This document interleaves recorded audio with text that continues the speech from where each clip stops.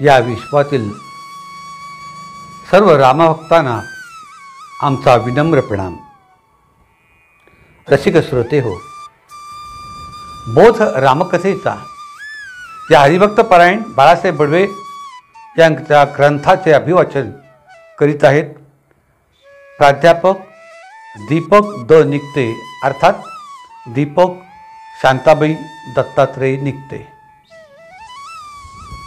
मागे आपण ओझरते पाहिले की दशरथाने आपला जावई ऋष्यशृंग व कन्या शांता यांच्या हस्ते यज्ञ व त्याचे पौरोहित्य करण्याचे ठरवले।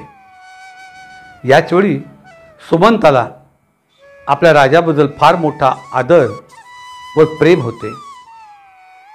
एक निवांत क्षण पाहून दशरथाला सुमंत म्हणतो, महाराज, आपल्या कुलवंश वृद्धीसाठी तुमच्या यज्ञाची संकल्पना योग्य आहे। या पुत्रकामेष्ठी यज्ञासाठी ब्रह्मचर्य नष्ट न झालेली व्यक्ती किंवा दाम्पत्य हवे असते। महाराज, ऋष्यशृंग हा विवाहित आहे तरी तो ब्रह्मचारी होता, तो नैतिक ब्रह्मचारी आहे।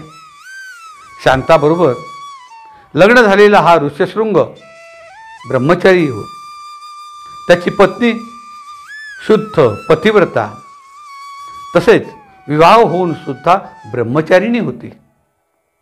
कौमार्य विषय सुखाने भंग पावले नव्हते, म्हणून विश्वात दुसरा असा व्यक्ती नव्हता। याकरताच दशरथाने त्याला ऋत्विज म्हणून नियुक्त केले। वाल्मिकी म्हणतात, ऋष्यशृंग द्विजश्रेष्ठम वरयिष्यति धर्मवीर। दशरथाने त्याच्या हातात कंकण बांधून पौरोहित्याची वर्णी केली। दशरथ राजा हा धर्मज्ञानाने आचरण करणारा होता, धर्मज्ञानी होता। धर्मातील रीतिरिवाज, त्यातील तत्वे यांचे त्याला ज्ञान होते। या यज्ञकार्यात आपण धर्मशास्त्राच्या आधाराने 3 लाभ घेऊ शकतो, हे या गोष्टीला तो जाणत होता। आम्रश्च सिक्ता पितरश्च तृप्ता एका क्रिया द्वैतकरी प्रसिद्धा। या यज्ञाच्या निमित्ताने 3 कार्ये आपल्या हातून पार पडणार आहेत असे राजाला वाटले। पहिले म्हणजे स्वर्गप्राप्ती, दुसरे म्हणजे शास्त्राला मान्य असलेल्या पुरोहिताकडून वर्णी घेतली, आणि तिसरे म्हणजे पुत्रप्राप्तीसाठी अहम त्वाम वृणोमी असे म्हटले। या विशाल यज्ञासाठी पुरोहित म्हणून एकट्या ऋष्यशृंगालाच वर्णी दिली नव्हती, तर यज्ञाचा आवाका विशाल होता। त्यामुळे दशरथाने आपल्या परिचित असलेले, धर्मशास्त्रात ज्यांचे पांडित्य आहे असे 9 अन्य पुरोहित, काही धर्मज्ञानी, तसेच 9 मंत्री वगैरे सोबत होते। वशिष्ठ, कश्यप, भारद्वाज, वामदेव, जाबाली यज्ञकार्यात पौरोहित्यासाठी उपस्थित होते। या सर्वांचे प्रमुख म्हणून महर्षी वशिष्ठांची नेमणूक केली। आचमन्यम असे पुरोहिताने म्हणतात। यज्ञाचा प्रारंभ म्हणून तुतार्या व शंख वाजवण्यात आले। पुरोहितांच्या मंत्रोच्चाराने परिसरातील माणसेच काय, लता वेली वृक्षही प्रफुल्लित झाले। नद्यांच्या प्रवाहांचा खळखळाट वाढला, पक्ष्यांनी गुंजारव करून वातावरण प्रफुल्लित केले। अश्वमेघ याचा अर्थ अश्वकंद। अश्वकंद एक मूळ। या अश्वकंदाचे हवन 3 दिवस चालले। दशरथाचा वंश हा अग्निहोत्री करणारा आहे, म्हणून प्रथम दिवशी अग्निहोत्र केले, दुसरे दिवशी उक्ककर्म केले, नंतर अतिरात्र सत्र करण्यात आले। यावेळी धर्मचार्यांच्या सूचनेप्रमाणे राजाने एकूण महाऋतू यज्ञ केले. ज्योतिष्ठोम यज्ञ, अयुमेध यज्ञ, अतिरात्र सत्र, अभिजित, विश्वतीत तसेच 2 आप्तोरियाम अभिजित यज्ञ वगैरे 9 यज्ञ त्यांनी केले. प्रत्येक यज्ञाचे हवन वेगळे, यज्ञकुंड वेगळे, मंत्रोच्चार वेगळा. पुत्रकामेष्ठी यज्ञापूर्वी शास्त्राने सांगितलेले हे 9 यज्ञ दशरथाने उत्साही वातावरणात पार पाडले. राजाने सर्व पुरोहितांना संतुष्ट होतील असे दान, द्रव्य, जमिनी, सोने, दक्षिणा म्हणून दिली. आत्मज्ञानी ब्राह्मणच मिळेल त्या दक्षिणेवर संतुष्ट होत असतो. पण या पुरोहितांनी आपल्याला मिळालेले दान ब्रह्मचारी ऋष्यशृंगास दिले, कारण त्याचे श्रेष्ठत्वच तेवढे होते. तो विवाहबद्ध होऊन सुद्धा ब्रह्मचारी होता. त्याची पत्नी शांता ही सुद्धा ब्रह्मचारिणीच. जाबाली यांच्या सांगण्यावरून लागलीच तो यज्ञकार्याला लागले. माझ्या वंशाला दिवा हवा, मला पुत्र हवा, अयोध्येच्या प्रजेला राजा हवा. या मनोरथ पूर्णतेसाठी दशरथाने 9 यज्ञानंतर पुत्रकामेष्ठी यज्ञाला प्रारंभ केला.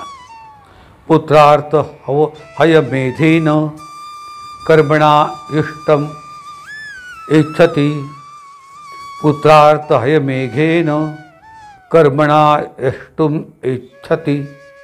राजाने पुत्रप्राप्तीसाठी ऋष्यशृंगाच्या हातून यज्ञकार्य पाडले तर मला पुत्रप्राप्ती होईल असे दशरथ म्हणतो. वेदाने तसेच धर्मशास्त्राने इच्छापूर्तीसाठी यज्ञाचे विविध प्रकार सांगितले आहेत. त्यात प्रत्येक यज्ञासाठी वेदोक्त मंत्रही सांगितलेले आहेत.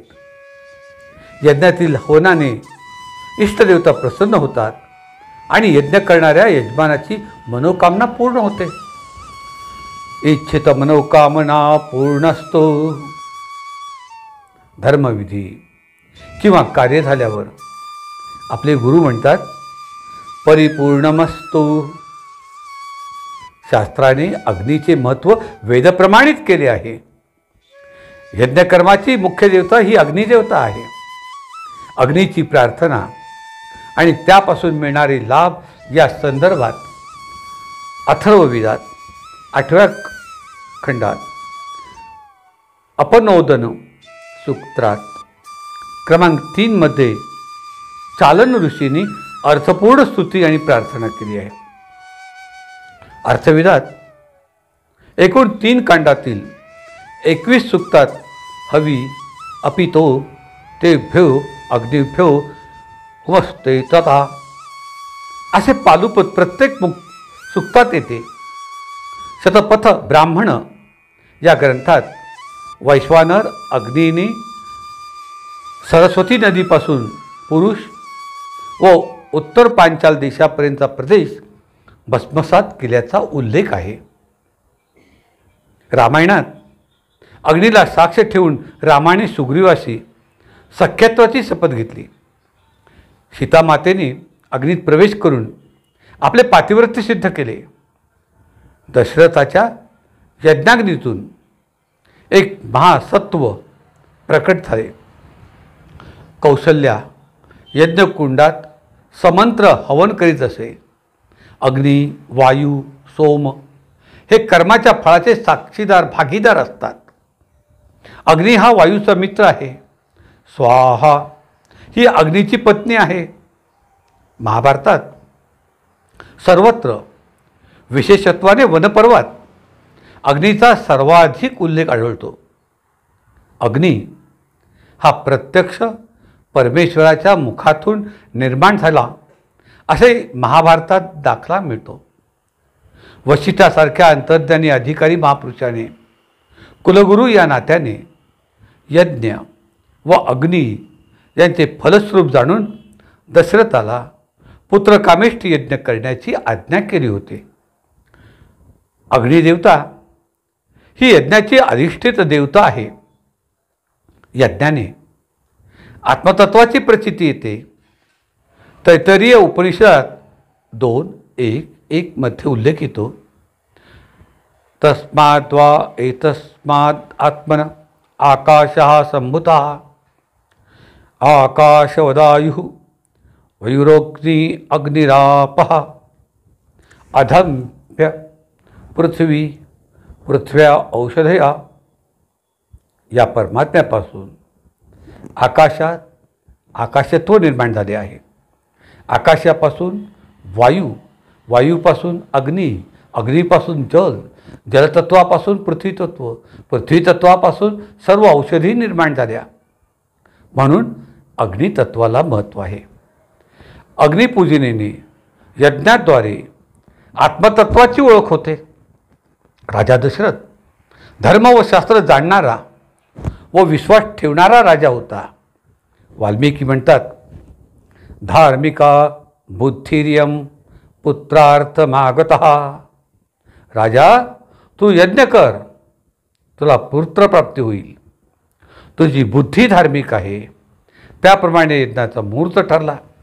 या यज्ञासाठी देशोदेशींच्या राजांना सपत्नीक आमंत्रित केले. ऋषी, मुनी, साधू वगैरेंनाही यावेळी आमंत्रित केले गेले. जय श्रीराम.